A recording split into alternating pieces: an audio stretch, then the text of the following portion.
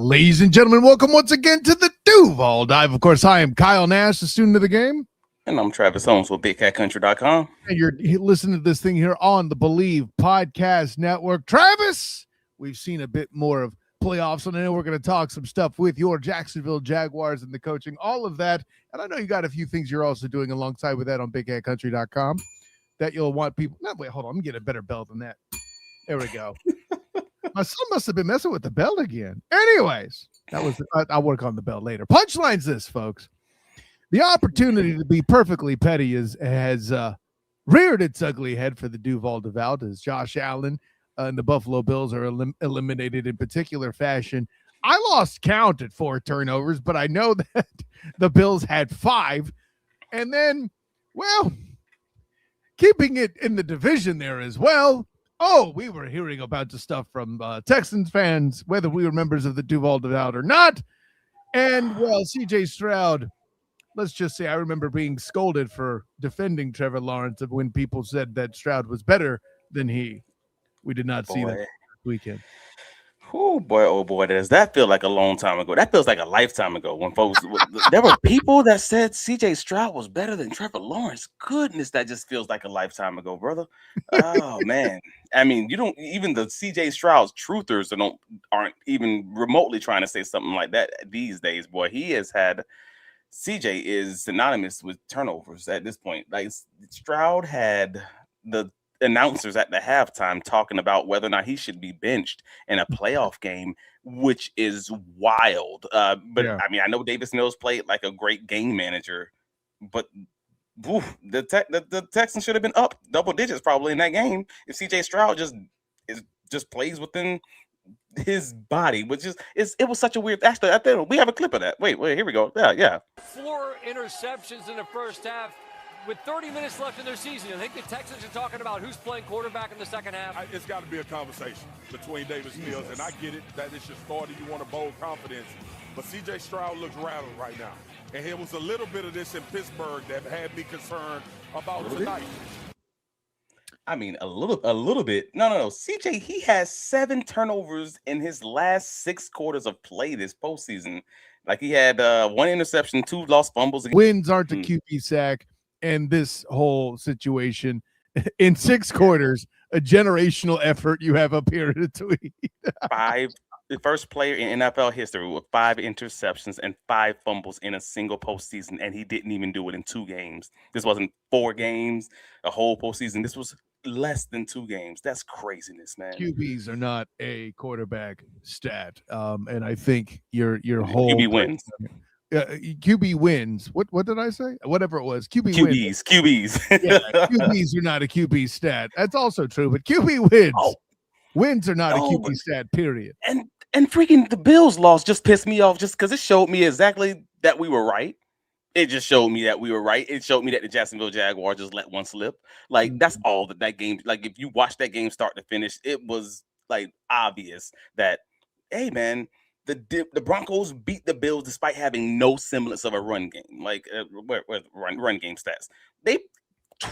The Denver Broncos overall had 22 rushes for 70 yards, 3.2 yards per carry. Like, and if you take away the Bo Nix rushes, I mean, yeah, that's most of the run game. They had 10 rushes from running backs outside of that. Like for the most part, that was.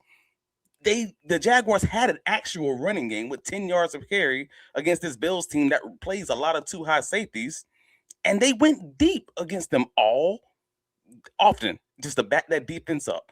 Like it was a weird thing because Josh Allen did exactly what you want Josh Allen to do, which is try to be a hero. Like they lost exactly in that way. Like they took the points, they made Allen play from behind when he normally tries to press, which we know about that, and then he tried to be Superman.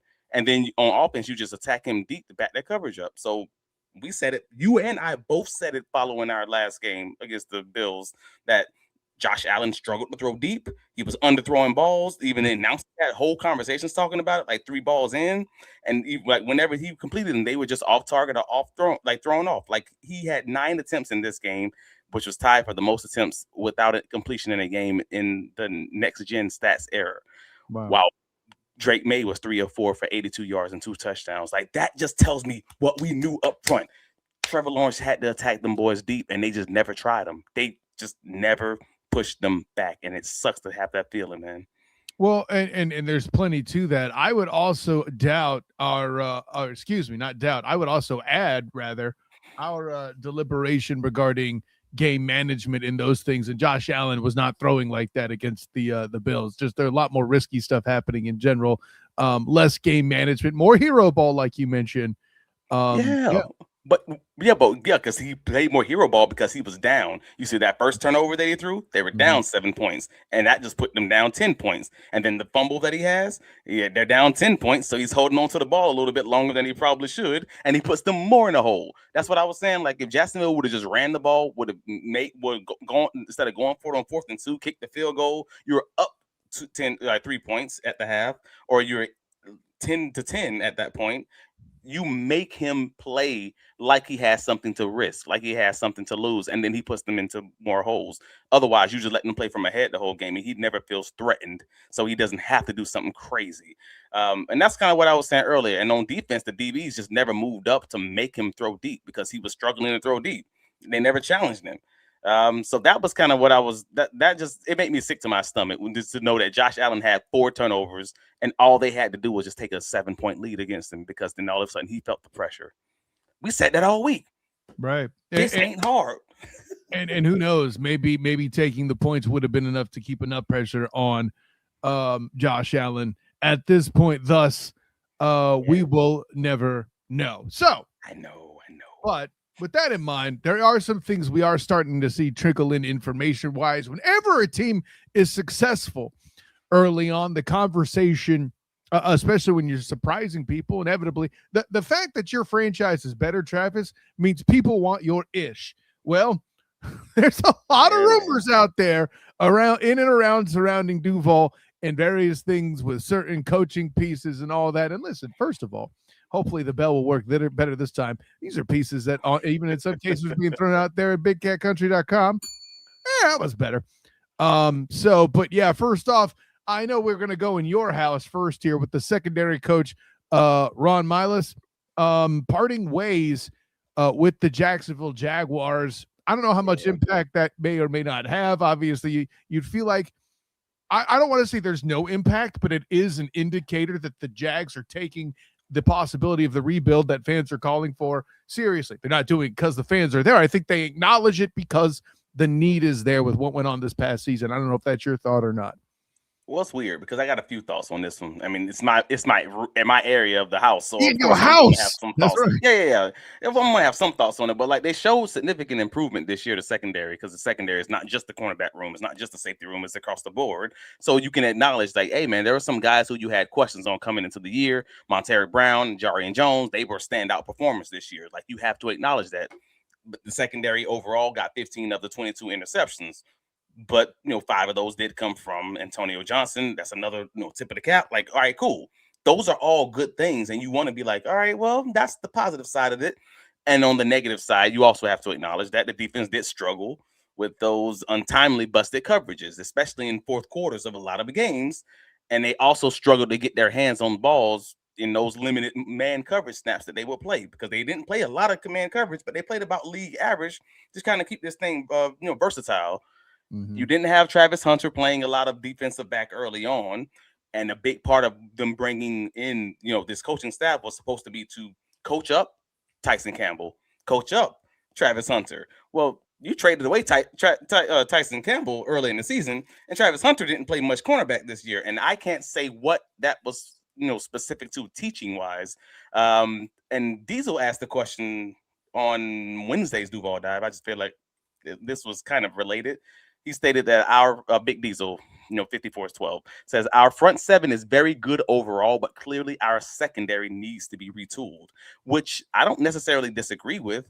But I felt like this move away from Milus, especially after you just won a division championship, might have been a little bit related, because it can mean a multitude of things, right? It could be a shift in philosophy, like you were heavy zone, maybe you want to go more man. It could be maybe just not primarily, man, but just more of it, basically. It could be maybe they felt that they simply needed a different voice in the room to get those cornerbacks, having more hands on the ball moving forward, because Milus was a lot older. I mean, he had like decades of actual coaching experience, which is good, but you see the rest of this staff is younger. They're generally guys with more energy. They're in your face, if that makes sense. They're that different type of coach.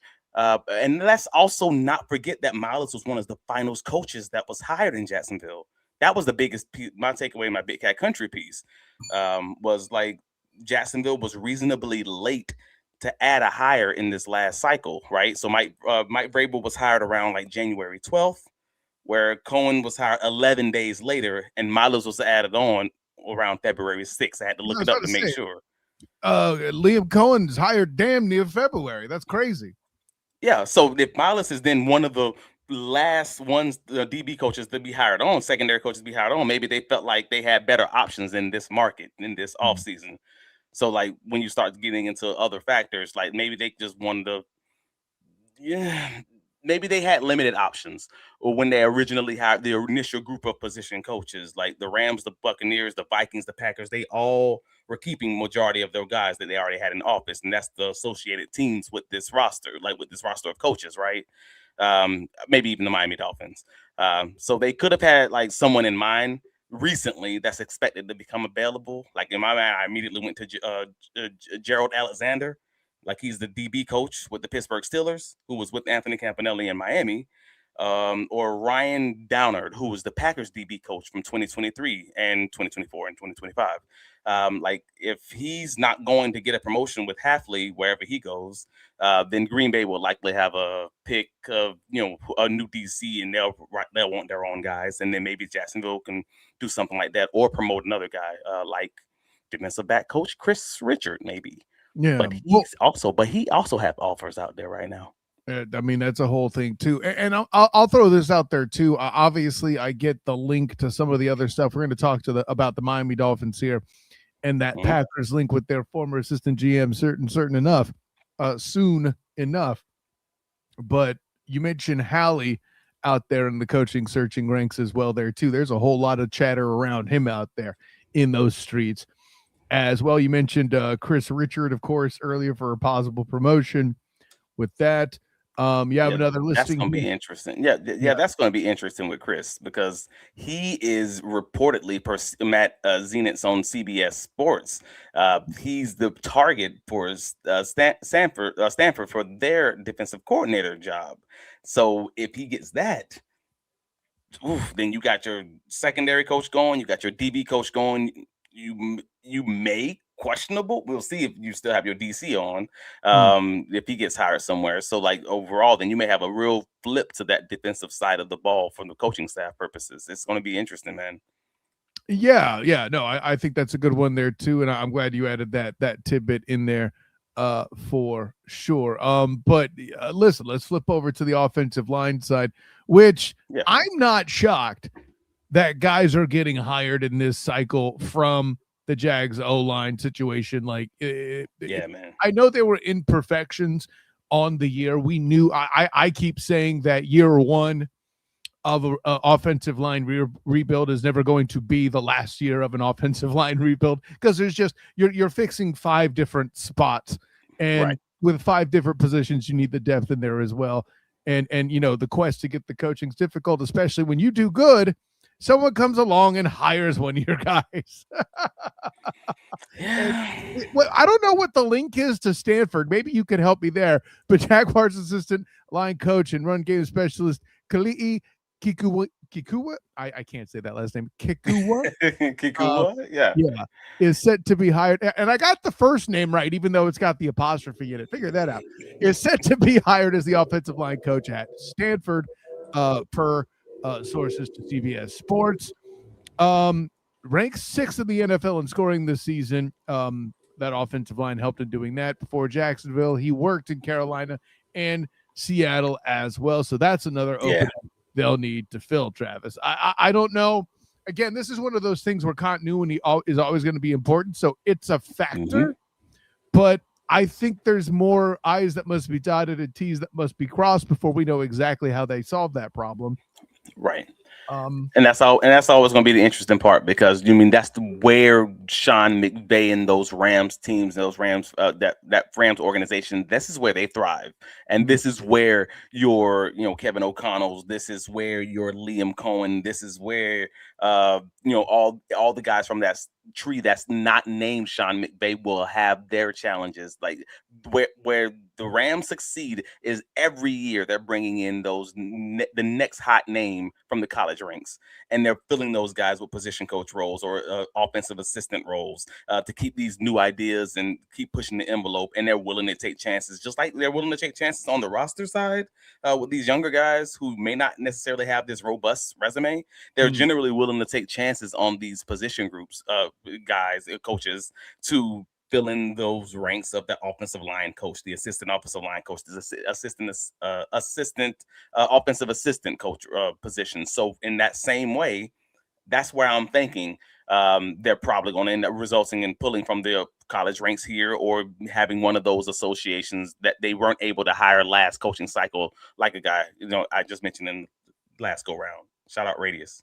Yeah, where he is shouting out Jason Trent as a candidate for the DB's coach. Listen, I know that he hates Trevor Lawrence, but that doesn't make him qualified to be the guy that tries to play defense against him. That might be, actually, depending on the level of hate. I will make you better by crushing you, Trevor Lawrence. Yes. Both Jason Trent, Jaguars United for DB. That's right. No, and I think Preston, PT Phone Home, makes a good point here. If we lose Udinski, which we'll get to in a minute, whoever's considered the best line coach in the league would, like Gladstone and Cohen, give whoever it is a look to be OC, which is fascinating because usually line guys like that, they should, because offensive line coaches in any team I dealt with are working very closely with whoever's running the offense because they have to. Listen, when you're getting a house built, they're always talking to the concrete guy because he lays the foundation. I don't know if that's actually true, but the point is the foundation. So I know more about football than I do house construction is my point. But no, but I think because that general mix, that general exchange always has to happen. I've seen systems where the O-lineman was essentially the offensive coordinator, two-way college coach that was running the show, calling plays, right? Sure. The just as an example, I'm not saying every team should run it this way, but Gus Malzahn in UCF's offense back when they were more prolific before the later years in his tenure at UCF, he and Herb Hand, the offensive line, were at the hip joined as far as trying to put together offensive stuff. I mean, and if you're a team like the Jaguars that their identity is surrounded around that run game, like maybe that's not the way the season ended, but that's the way that that's where they want to land, then right. I wouldn't see a crazy situation where the Jaguars end up having a situation like that, because that was originally the rumor for the Tampa Bay Buccaneers offensive line coach. Originally, when they wanted him to potentially come in Jacksonville, the rumor was that they were contemplating whether or not to offer him the offensive coordinator role, just to be able to get an offensive line guy with that kind of a knowledge in the fold. So I wouldn't. Robert's thrown that in there in the comments too. Would he leave Tampa for a Jags OC job? And also commented there you go. And wanted him to come to Jacksonville with him. I mean, but he got an offer he couldn't refuse. Yeah, I mean, and that's what the interesting conversation is. We're already kind of naturally shedding into Grant Udinski and his conversations with the Cleveland Browns, which, worthy of note, their former coach already now the Atlanta Falcons guy there.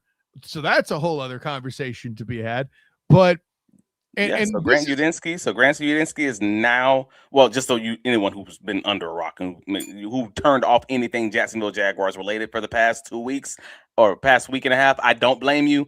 But yes, offensive coordinator Grant Udinski was interviewed by the Cleveland Browns for their head coaching job last week, and he is now a finalist for the role, with second interviews set this week per multiple sources, multiple reports out there. Just so you guys know, that's what Kyle is referencing, but please go ahead. Yeah, no, thank you for that. No, and by the way, he's competing for that with Jim Schwartz, which, goodness gracious, I didn't know he was still in the mix for anything. Good for him.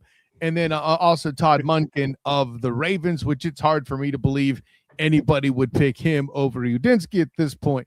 Here's my thing. I mean, well, and I know the reason why is because Monken's calling the plays. I just don't know how good a job he did or didn't do in Baltimore. But let's just say he's had his critics. I'm not here to say whether those critics are correct or not. If you got something to say, champion, get in there. So it's fun to me because I became such a better ball knower because of the profiles that we did at Big Cat Country last year on each of the coaches and each of the general manager candidates last year. Like it truly did help me in the stuff that I never thought about before. And in this conversation, I think it's going to actually be very beneficial. So I think Todd Monken would probably have a leg up on someone like a Grant Udinski for the Cleveland Browns job because he has such a robust history that him building a staff is not a question. That's the biggest piece from my perspective is, can someone like Grant Udinski, who doesn't necessarily have all this time in the game like Monken, build a staff this early on? Because that was one of the questions that we even in Jacksonville had about Anthony Campanile early on, was like, hey, can he do it? Like, he's only had like 5 years as position coach. It's going to be his first time as a DC. Like, does he have enough connections as far as that's concerned? Like, Campanile did it with flying colors, to be clear. He did, and it's not something that's disqualifying, but it is a consideration when you're talking about guys like, can they build that staff, or is this just an offensive genius who may struggle with the teaching on the day-by-day level because he doesn't have the guys under him to kind of build that out? Yeah, and listen, in the comments, all the right questions are coming in regarding Grant Udinski's prospects of being a coach. You know, it's pointed out that by Preston that the reason he would want to do this isn't so much to leave Jacksonville, but he knows under Liam Cohen's shadow, for lack of a better way to put it, he's not going to call plays. And conversely, Robert brings up in the comments, do you want to go and work for some of the worst owners and GMs? Because newsflash, that's where a lot of the opportunities come up. So it's a risk you take. Go ahead, Travis. No, but they're asking the right questions. Do you want to work for some of the worst owners? Well, I mean, yeah, but there's 32 teams, and some people end up working for the worst companies, and some people work for the best companies just because they need a job. They want the job, whatever that job is, and there's a limited number of them. I think the opportunity. Let's not, and with no disrespect to Shad Khan, obviously, let's not sit here and act like the Jacksonville Jaguar franchise didn't have its holes. They're failing inspections and falling at the bottom of surveys by players and stuff. It's not like they were super greatly run. That's starting to change, it would appear. I can safely say, and I don't know if you want to clip this or not, and have Duval argue with me, but I could safely say there's evidence that Shad Khan has done more in the past year or two for the Jacksonville Jaguars franchise than he has in a long time, right? He's put in all the investment to get the new stadiums and all that stuff going, which granted lines his own pocket, but that's not the point.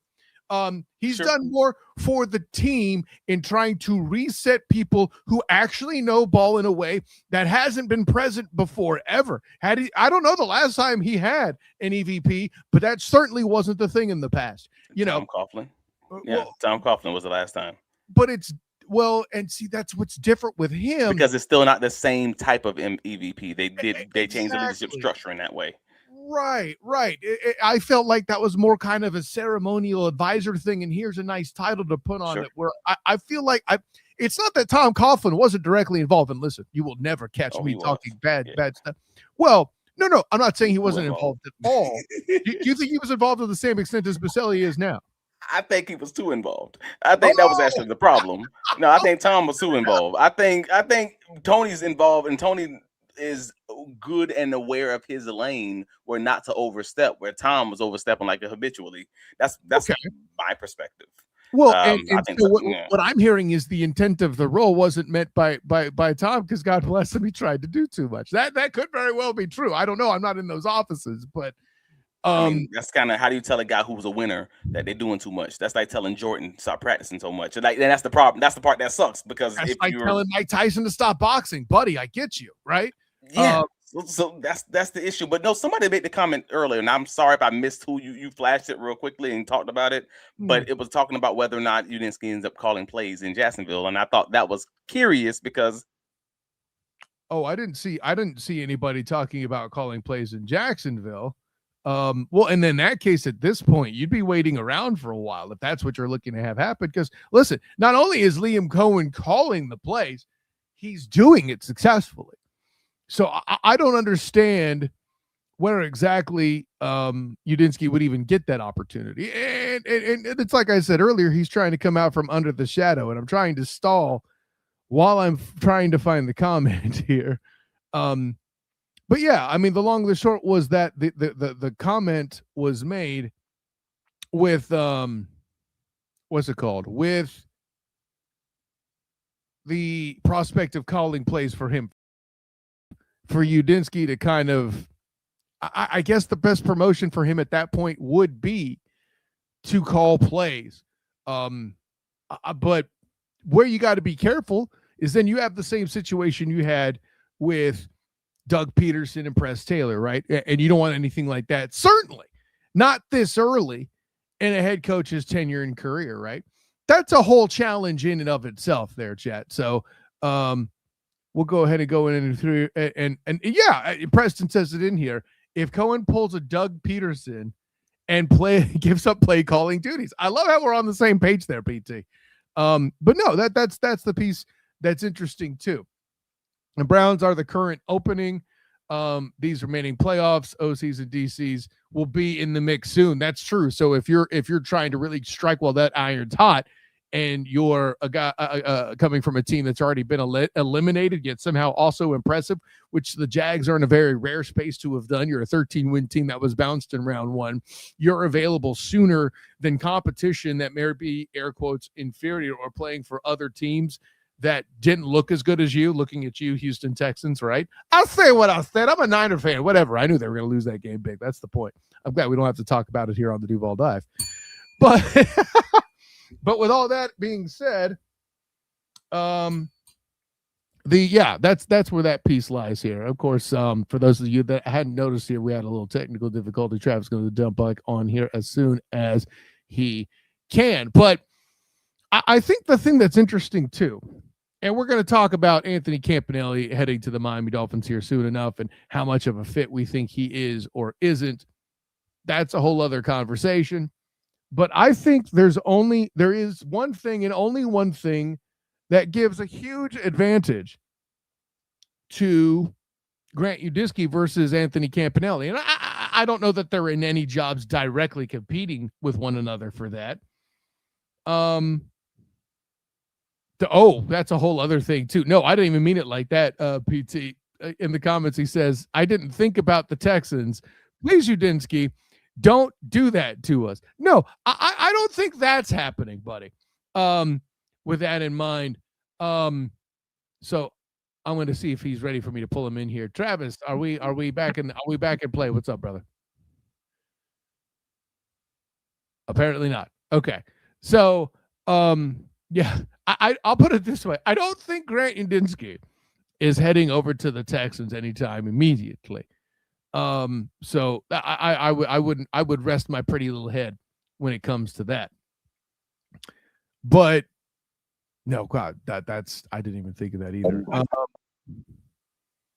I believe I'm good now. I am on my phone because my internet, something happened. I don't know what happened. The kids still ain't downstairs. It is what it is.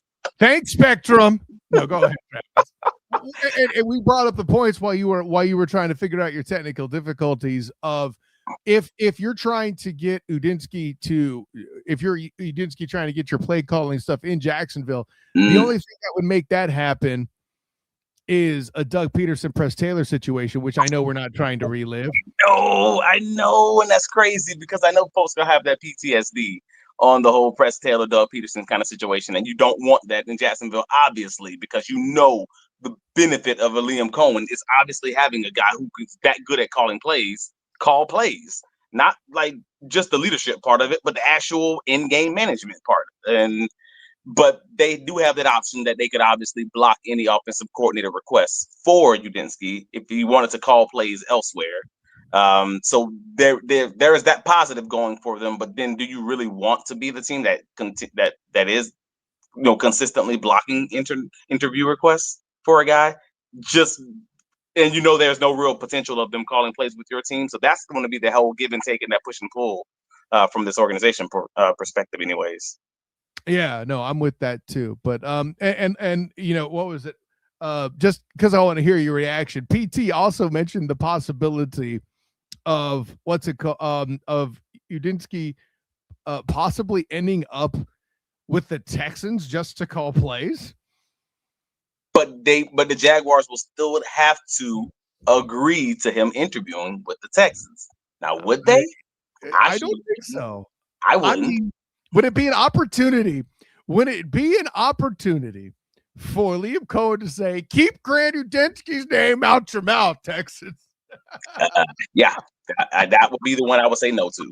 Even if I let him interview somewhere else, it would not be there. No, sir, not today. Well, and I mean, he would be stuck with that CJ Stroud guy at quarterback. We don't want any of that. That's a whole other conversation that we want no part of in that particular space. It's a very funny thing. Yeah, man. Yeah, man. Well, and let me jump to it. And the point that I want to make is what I think is interesting is the offensive coaches. It's become the hip line. It was a smart observation at one point, but at this point, it's become platitude and overstated that offensive coaches have an advantage. In the rare instance you bring a defensive coach in, it's because he's a culture guy, and at least at the end of the day, and you'll be able to play defense. No disrespect to Aaron Glenn, who made exactly that not happen, but that's a whole other question. The Jets will jet. But Campanile with Miami is interesting to me. Yeah. For one, he's a defensive coach, duh. And two, Miami is in cap hell because they put all the chips in. What we expected to have happen to Cincinnati when Burrow pounded the table for Jamar Chase was what is happening in Miami. The difference is, Joey Burr is a much better quarterback than Tua Tagovailoa, as it would turn out. Yeah. And they were able to do the thing and get to the Super Bowl. Fell short, but that's a whole other thing. I don't know what to make of Campanile in Miami unless he's supposed to manifest a Dolphins defense out of thin air. I got nothing there. But that's the interesting part about camp, though. Like the fact that camp has done so well in Jacksonville is a big benefit. I mean, it's a huge benefit, frankly, to why he should be the coaching option for the Dolphins. And just, bear with me for it. So just walk with me at least. Like Campanile is top of their list. He's not the top guy, to be clear. Per multiple reports, Packers defensive coordinator Jeff Hafley that we talked about earlier, he's the front runner for the Miami job. But he's also reportedly a finalist to like 4 other jobs, including the Titans and the Cardinals. So if I don't understand the appeal there, but go ahead. Well, there is some appeal because originally that Packers defense, in 2024 with Hafley as the DC, Anthony Campanile was the linebackers coach and run game coordinator before coming to Jacksonville. In 2023, when they both joined Green Bay was 28th in rushing defense. In 2024, they combined to turn the Green Bay defense around to the 7th ranked deep run defense. And then Campanile did it again, flipping Jacksonville from 25th in 2024 under Ryan Nielsen to number 1 in the league in 2025. So they are good. They're good at stabilizing a defense that's probably in flux. I think both of them can make that exact same argument. Whether it's Camp or Hafley, those were guys that helped make that happen. I see where you're going. So that doesn't pass me that both of these guys end up being high on Miami's list when they've been soft for very many years under White Mike, under the guy that dresses like a drug boss, like a mob boss nowadays. It's called Mike McDaniel White Mike. That's so great. Anyways, I've always called Mike McDaniel White Mike as long because they gave him a minority, they consider him a minority as far as the NFL is concerned. So I just play the opposite side and call him White Mike because he's super white, but he's also like a white one with a little swag, I guess. I don't know, man. So yeah, so it might be Daniels was white made to for me. this conversation. Like, can we just throw that out? So yeah, so like I fully understand why Campanile would be high on their list, but if for whatever reason, Hafley falls through for the Miami Dolphins because one of these other 4 teams ends up hiring him, then Campanile's probably going to be really high, like on the next. He's the next best guy, and he's done basically the same thing with the Jaguars without having like dominance in all the areas of the Jaguars roster. I think that's actually fair to say, hey, Miami, you might be doing this with a little bit of duct tape and Elmer's glue. That's fine. I did something similar to that in Jacksonville, and we had the #1 rushing defense because we just were very versatile in how we used those guys. But here's the difference that people aren't talking about, that you and I as ball knowers and the Emmanuel Achos and the LaShawn McCoys who look at box scores don't. Jacksonville actually had some real good talent in the building. Okay? Sure. One of the first things that happened in the taking for Tua era was the departure of Ryan Fitzpatrick. And I was still writing for the Dolphins Wire at the time. Man, I hated that happened.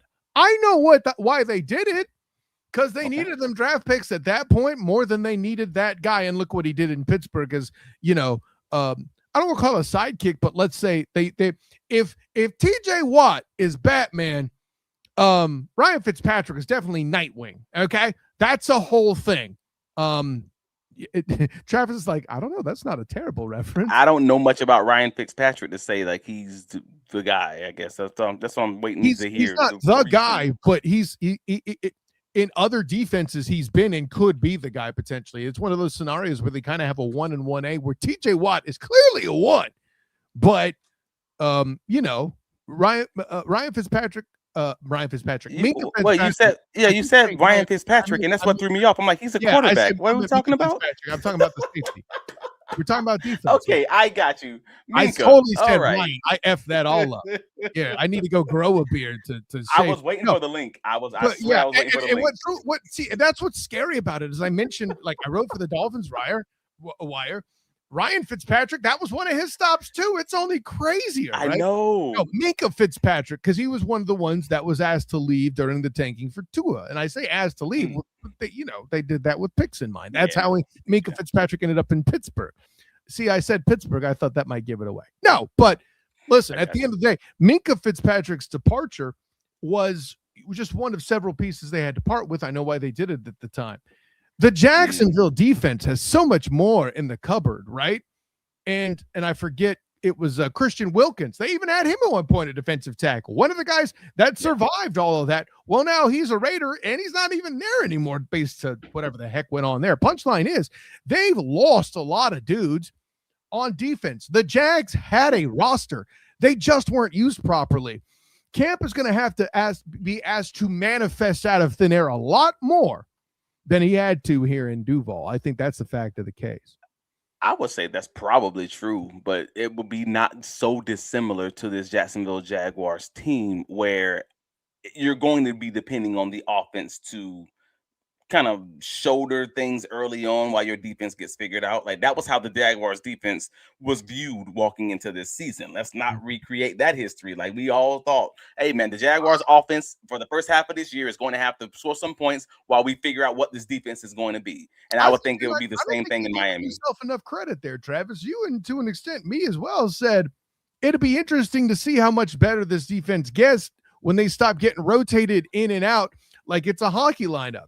And when that happens, they might get better. Now, we didn't see Devin Lloyd doing what he did, but we called that might be an improvement. And I think I don't want to cheapen us too much here. And improvement was just going from being one of the league's worst defenses to not necessarily being one of the league's best defenses. I know there is a middle of the pack. You would have been happy, 1,000,000,000%. yeah, there's a gulf between where these things lie. So that's where I'm landing. Right. But I'll say this: if he ends up in Miami, that's where the expectation will be instead of, hey, let's get to the middle of the road. Right now, fair or not, I feel like that's what's going to happen. Well, you did that there in Jacksonville. You could do that here in Miami. No fools. Do you want to talk about a golf?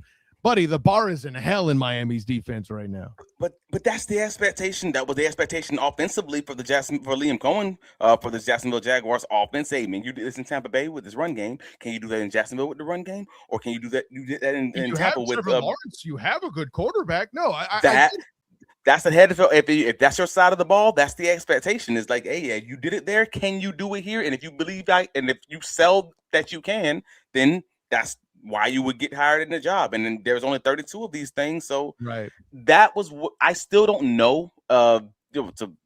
PT said this on the last pod, so I figured I would give him a shout out on that. Preston, I think it's safe to say Kent will be back because of the performance against the Buffalo Bills in that final game of the Jaguars 2025 season.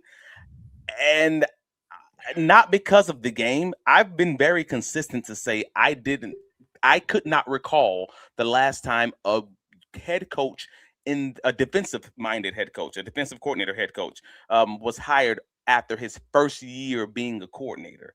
I've thought about this for a very long time. I've thought about this for nearly 2 months at this point. I can't think of one occasion where I've seen a defensive coordinator after their first year being a DC get a head coaching job. It's possible. I'm not saying it's impossible, especially because that Hafley connection, the fact that he's so high on Miami's list, all of that. But I still have to believe, as it stands today, that the Jacksonville Jaguars retain their defensive coordinator until I see otherwise. That is just my prolonged belief for this offseason anyways. I think the Jaguars get at least a second year with Anthony Campanile. PT in the comments, when Balky said greatest Jags team ever, I didn't think that was true, but I did think they were legitimately twice as good as they played 4-13. Shows how much difference a coach makes. Yeah, I think that's the general instance of the point and what they're hoping though for there too. But let me pose you this question, because and I knew somebody was going to come off the top rope. Coaching matters. Look at Kayson Chazon.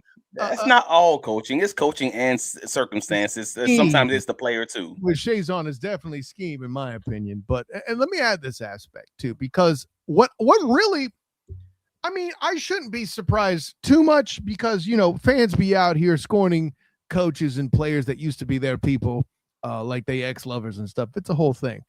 But I'm a little surprised by how much Campanile criticism there is out there.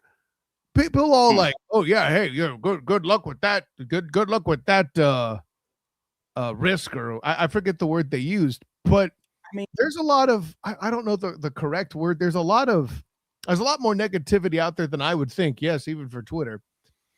Is there a downside to having a camp as your defensive mind, be it head coach, DC, or otherwise? Well, can we own the fact that there is risk associated with this move? I mean, I'm okay saying that, because again, I was well aware, eyes wide open, going into this after doing the coaching profiles this past offseason for the Jaguars, talking about hiring Liam Cohen at the time. And I don't think it's so dissimilar to the Liam Cohen hiring in Jacksonville if Miami were to hire Anthony Campanile as their head coach in Miami. The biggest difference is most people are, I would say, most NFL owners are generally willing to take that risk because you have that extra bump up because it's an offensive guy. Whereas the defensive guy, it's like, oh, you still have to find the offensive guy to make this work. Where even if sometimes if you struggle finding the right defensive coordinator, if you're an offensive minded coach, you can score enough points to make this thing work. Like it still might be all right. But that's where this thing kind of comes off the rails for me. It's like, all right, so now you're going to hire a guy who may have a little bit less experience in this coaching cycle, who also has to find the right offensive coordinator, who you still might have questions on if they have enough skin in the game to get together an adequate roster of coaches. That's a very big combination of negatives, or at least potential negatives, that I could see. All right, that's one red flag. That's one orange flag. All right, maybe this ain't the way to go. And that's hard to figure out. Well, and then Radius throws in an example. The risk is how reliant on turnovers the Jags were on stopping drives this season. Okay, here's my thing about the whole turnover question, right? And it's a fair one. Radius, this is not me criticizing it, but Here's what I notice when it comes to the turnover philosophy. If it goes well, you get teams that win damn Super Bowls that aren't defense first, right? When the Saints won their Super Bowl, the opportunistic defense was a thing and made me pay more attention to it than I ever had in the past before, as somebody who was still a student of the game at that time. I used to refer to those New Orleans Saints as a prom team. You know what a prom date team is, Travis?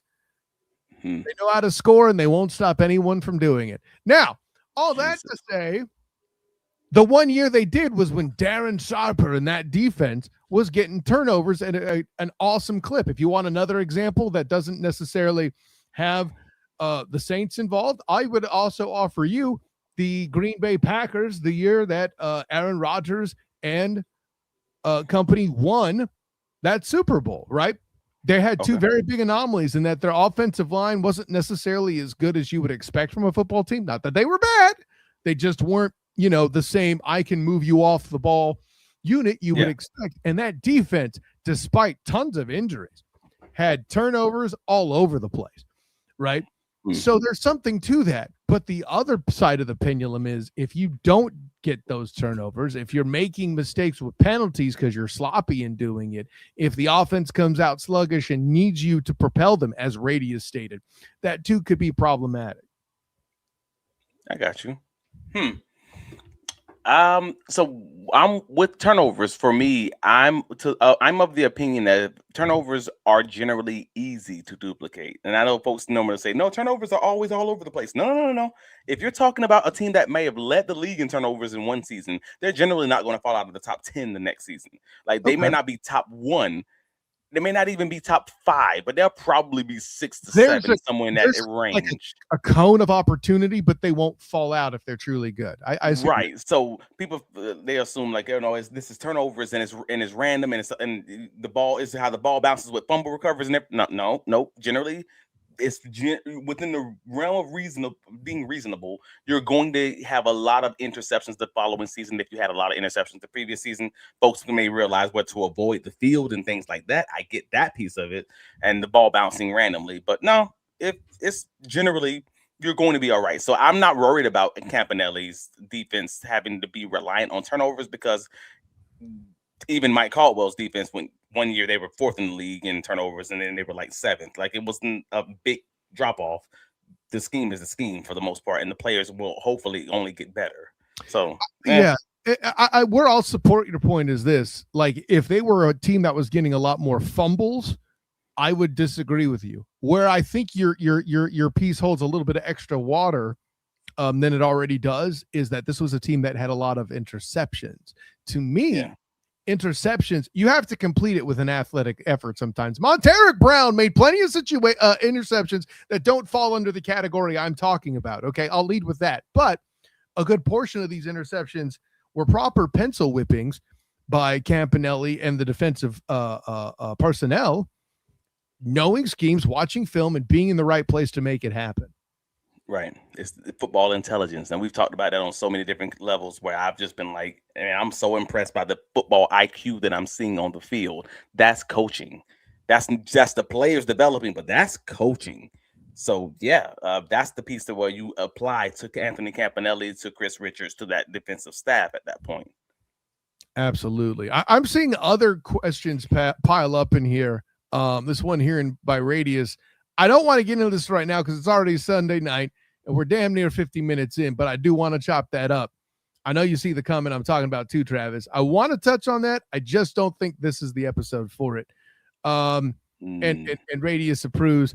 Pencil whippings is a great turn of phrase. Sir, I got that from Travis talking about Doug Peterson in our first year as a podcast. So I got to give Travis. When Doug was pencil whipping in that first year. Pencil whip, exactly. Yeah. Like when he was running those crossers and mesh and drag routes all day and just spamming teams with that before he stopped doing that and took it out of the playbook. But it was the same playbook in 2023. Press took it out of the playbook. Don't start this because again, if Udinski ends up calling plays in 2026, if he doesn't get one of these roles, boy, it's gonna be riots in these streets, and you know it's true. No, hey, I don't argue. The Duval Devout will press the issue. Champion, tell them where you can be found. Well, I can be found on all the socials, Travis D. Holmes, but most importantly, you can find me here on the Duval Dive. Please click that like button. Please subscribe. If you're listening to the sound of my voice on the audio side, please rate and review us and help us out there because, I mean, this thing's only growing because you guys is keeping it locked in and you continue to be engaged. So we appreciate y'all. But also approaching 1,000 subscribers on the YouTube side. So please, if you haven't clicked that subscribe button, please help us out there because, again, it helps us tremendously and it costs you nothing. But yeah, Travis D. Holmes on all the socials, bigcatcountry.com for any of your post-game coverage or any of the breaking news, especially this offseason. This is the time where I start doing some a little bit more analytics, a little bit more film review, a little bit more of the detailed stuff that I don't get the opportunity to do all the time in the season because it's a little busier with the news. So yeah, keep it locked in there and Duval, let them know where you can be found. Well, listen, Travis, first of all, Radius jumps in. I'm surprised Travis could understand Doug's genius. Well, no, clearly he could not because Travis does not know ball. Like Doug Peterson. Anyways, Jesus. I knew I'd get you to laugh. Of course, I am Kyle Nass, the student of the game. You can find me on Twitter, Instagram, Threads, and Blue Sky at the SOTG. Find me on Facebook as the student of the game. Check out my writings with the Black and Gold Banneret covering football and basketball as well as women's basketball. I have a piece in there actually freshly from today covering their second conference win over Colorado. So check that out on the Black and Gold Banneret as well as the Night Shift podcast. That action going on. Big 12, some great basketball there. Plenty of that going on. Make sure you check that out as well. Speaking of basketball, I also look for my work with covering the Orlando Magic as well. But first and foremost, I cover your Jacksonville Jaguars here, even in the offseason if things go on here. The playoffs may still be going, but that doesn't mean we stop talking Jacksonville Jaguars and this coaching searching stuff. Hey man, listen, I learned a few things tonight. I'll be honest, this one was all about me. I was listening to you guys and Travis and the Duval Devout tell me your reactions to how things are going while I watch my hospital bedridden 49ers get smashed by the Seahawks in just the way I knew they would, man. I'm not mad about it. I walk into church, somebody goes to me, hey man, sorry. I'm like, buddy, I knew it was going that way. I already grieved. Okay. So with all that in mind, my focus is now returned entirely to the Jacksonville Jaguars at this time. So for all of you in the comments making this an excellent banger of a Sunday night stream, thank you very much for that. May you have great times laughing at the Houston Texans and that humiliation. Shouts to my champion, Travis D. Holmes, as well, bringing all the analysis, teaching me a few things about what the downside, air quotes, could be to an Anthony Campanile defense. And yeah, thank you, everybody.